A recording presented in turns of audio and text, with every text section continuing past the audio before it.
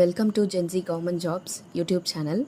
நம்ம லாஸ்ட் வீடியோவில் ஜிடிஎஸ் ரெக்ரூட்மெண்ட்கான எலிஜிபிலிட்டி பற்றி பார்த்தோம். ஸோ யார் யாரெல்லாம் எலிஜிபிளாக இருக்கீங்க இல்லைன்றதை அந்த வீடியோ பார்த்தவங்களுக்கு தெரிஞ்சிருக்கும். ஸோ பார்க்காதவங்க போய் பார்த்துட்டு வந்துடுங்க. இப்போ யார் யாரெல்லாம் எலிஜிபிள் இருக்கீங்க அப்படின்றவங்களுக்கு இப்போ இந்த வீடியோ நான் சொல்கிறேன். என்னென்ன டாக்குமெண்ட்ஸ் நீங்கள் கையில் வச்சுருக்கணும் அப்படின்னாக்கா, ஃபஸ்ட்டு உங்களுடைய ஆதார் கார்டு அப்டேட் பண்ணலைன்னா உங்கள் பயோமெட்ரிக்கு, அப்புறம் உங்களோட ஃபோட்டோ இதெல்லாமே அப்டேட் பண்ணி வச்சுக்கோங்க. மொபைல் நம்பர் எல்லாம் அப்டேட் பண்ணிக்கோங்க. ரெண்டாவது பேன் கார்டு. இப்போ நீங்கள் 18 இயர்ஸ் கம்ப்ளீட் ஆகிருக்கு, இப்போ தான் எனக்கு 18 இயர்ஸ் கம்ப்ளீட் ஆகுது, நான் அப்ளை பண்ணலான்னு இருக்கேன் அப்படின்னாக்கா, உங்கள்கிட்ட பேன் கார்டு இல்லாமல் நிறைய பேர் இருப்பீங்க. ஸோ பேன் கார்டு அப்ளை பண்ணி வச்சுக்கோங்க. நீங்கள் அப்ளை பண்ணிங்கனாலே ஒரு 3 டேஸில் வந்துடும். Next 10th mark sheet. இது ரொம்ப ஒரு முக்கியமான விஷயங்க. இது உங்களுடைய சில பேர் மிஸ் பண்ணியிருக்கலாம். மிஸ் பண்ணியிருந்தாக்கா டிபிஐயில் அப்ளை பண்ணி ஒரு டூப்ளிகேட் மார்க் ஷீட் நீங்கள் வாங்கி வச்சுக்கோங்க. ஏன்னா இது கம்பல்சரியான ஒரு டாக்குமெண்ட். இது பேசிஸில் தான் உங்களுக்கு ஜாபே கிடைக்க போகுது. ஸோ உங்களோட 10th mark sheet. Next 12th mark sheet. 12th முடிச்சிருக்கீங்கனாக்கா 12th mark sheet வச்சுக்கோங்க. டிகிரி முடிச்சிட்டீங்க அப்படின்றவங்க டிகிரி சர்டிஃபிகேட்டும் வைக்கணும்.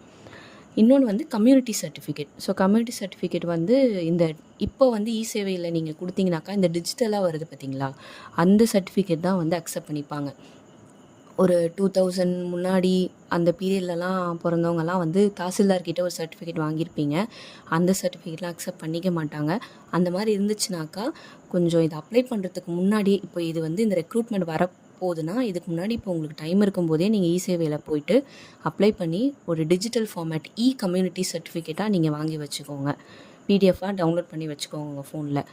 நெக்ஸ்ட்டு லாஸ்ட்டாக தான் மெடிக்கல் சர்டிஃபிகேட். இந்த மெடிக்கல் சர்டிஃபிகேட்டோட நீடு எப்போ வரும்னாக்கா, நீங்கள் செலக்ட் ஆனதுக்கு அப்புறம் தான் உங்களுக்கு இதோட நீடு வரும்.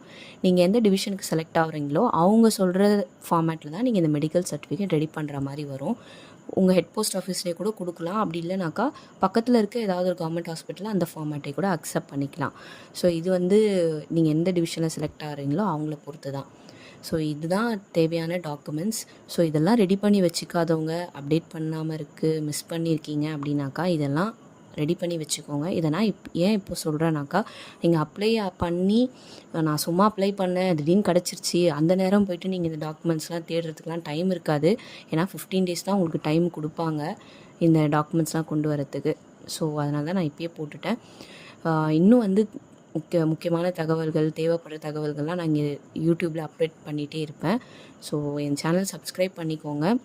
நெக்ஸ்ட் வீடியோவில் என்னென்ன ஜாப் ரோல் இருக்குது, உங்களோட சேலரி எப்படி இருக்கும், எந்த ஜாபுக்கு நீங்கள் அப்ளை பண்ணலாம் அப்படின்றதெல்லாம் நான் சொல்கிறேன். தேங்க்யூ.